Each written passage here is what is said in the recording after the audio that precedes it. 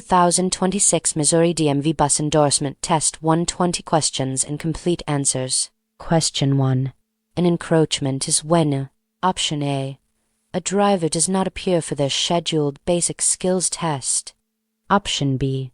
A vehicle touches an exercise boundary line during the basic skills test.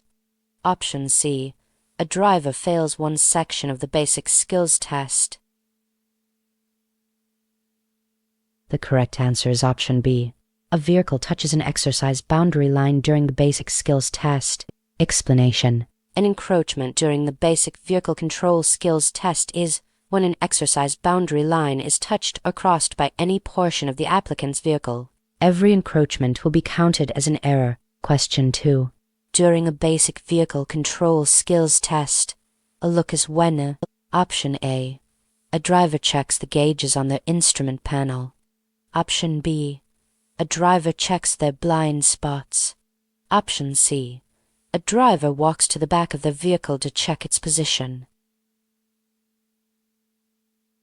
The correct answer is option C. A driver walks to the back of their vehicle to check its position. Explanation. A driver uses a look when they open their door, leave their seated position, and walk to the back of the vehicle to check its position. During the straight line backing exercise, a driver may not exceed one look. During any other exercise, a driver may not exceed 2 looks. Question 3. Doors should be closed while a school bus is being driven, except when Option A. Crossing railroad tracks. Option B. Needing to cool off the inside of the vehicle. Option C. There is no vehicle next to the bus. The correct answer is option A. Crossing railroad tracks. Explanation. The doors of a school bus must be kept closed any time the bus is moving, except when it is crossing railroad tracks. Question 4. After students unload at the school, a driver should Option A.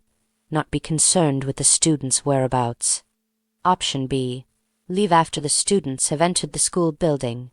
Option C. Walk through the bus to check for any sleeping students. The correct answer is option C. Walk through the bus to check for any sleeping students. Explanation. After students unload at school, a school bus driver should walk through the bus to check for sleeping students, hiding students, and items that students may have left behind. Students should exit the bus in an orderly fashion with the driver supervising. Question 5.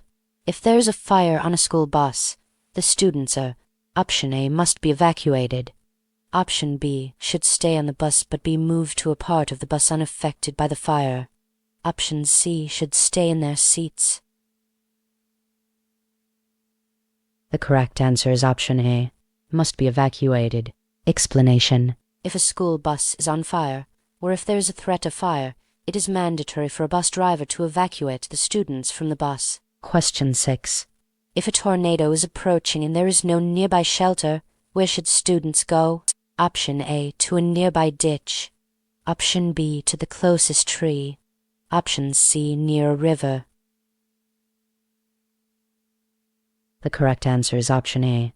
To a nearby ditch. Explanation. If students are evacuated due to a school bus being in the direct path of a cited tornado, the driver should lead them to shelter in a nearby building. If no such shelter is available, the driver should escort them to a nearby ditch or culvert. They should avoid areas that may be subject to flash flooding and should be far enough away from the bus that it would not fall on them if it tipped over. Question 7. When driving a school bus, mirrors should be adjusted. Option A. During the drive. Option B. Before beginning to drive. Option C. By the students. The correct answer is option B. Before beginning to drive. Explanation. You should always check the adjustment of all your mirrors before operating a school bus. Question 8. When taking the basic vehicle control skills test, failing to exit your vehicle properly during any exercise will result in Option A. Failure of only that exercise. Option B. An extra point against your final score. Option C. Automatic failure of the basic vehicle control skills test. The correct answer is option C. Automatic failure of the basic vehicle control skills test. Explanation. When exiting your vehicle during the basic vehicle control skills test, you must face the vehicle and maintain 3 points of contact at all times. If your testing vehicle is a bus, you must maintain contact with the handrail. Exiting the vehicle incorrectly may result in automatic failure of the basic control skills test. Question 9.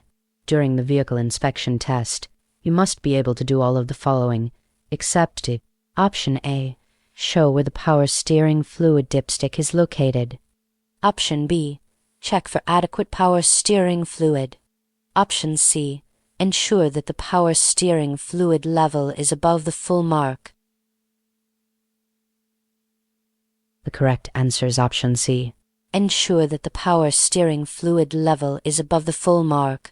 Explanation. During the pre-trip vehicle inspection test, you will be asked to indicate where the power steering fluid dipstick or reservoir sight glass is located. You will need to show that the power steering fluid is within a safe operating range. Question 10. During the basic control skills test, you will receive points if you Option A. Pull up once. Option B. Check your positioning. Option C. Cross over exercise boundaries. The correct answer is option C. Crossover exercise boundaries. Explanation. The examiner will score the number of times your vehicle touches or crosses an exercise boundary line. Each encroachment will count as an error, resulting in points against your skills test score. Question 11. Loading and unloading a bus. Option A. Should be supervised by someone other than the driver. Option B. Can be hazardous for passengers. Option C. Should be done when refueling. The correct answer is option B. Can be hazardous for passengers. Explanation. Passengers may stumble when getting on or off of a school bus. The driver should caution passengers to watch their step when exiting. Question 12. An inside rearview mirror is used to Option A. Monitor passengers. Option B. Inspect the outside of the bus. Option C. See vehicles trying to switch lanes. The correct answer is option A. Monitor passengers. Explanation. On a school bus, the overhead and side rearview mirror is used to monitor passenger activity inside the bus.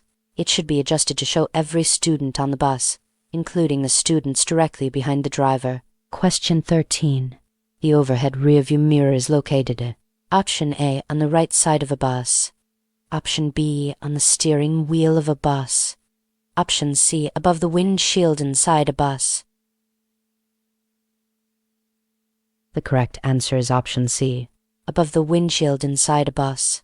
Explanation. On a school bus, the overhead and side rearview mirror is mounted directly above the windshield on the driver's side of the bus.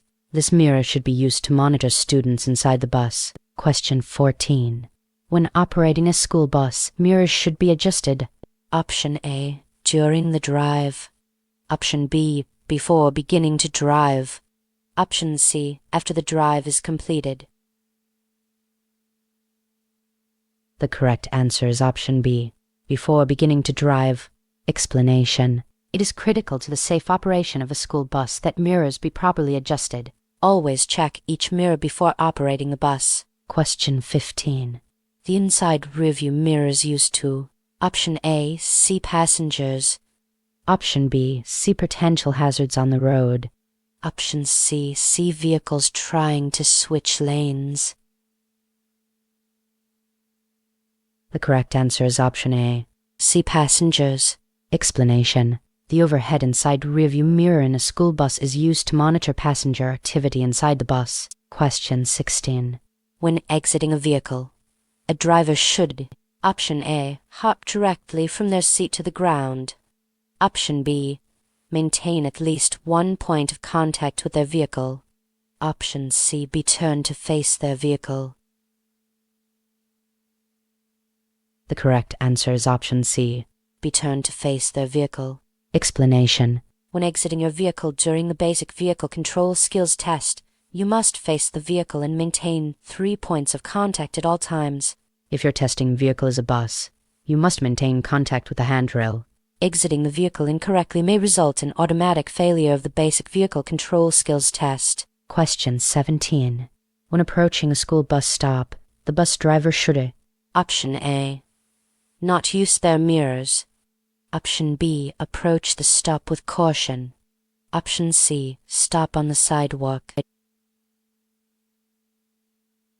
The correct answer is option B. Approach the stop with caution. Explanation. A school bus driver should always approach bus stops slowly and cautiously. Question 18. If taking the driving test and the route does not include a railroad crossing, you, option A, will not have to do anything related to a crossing.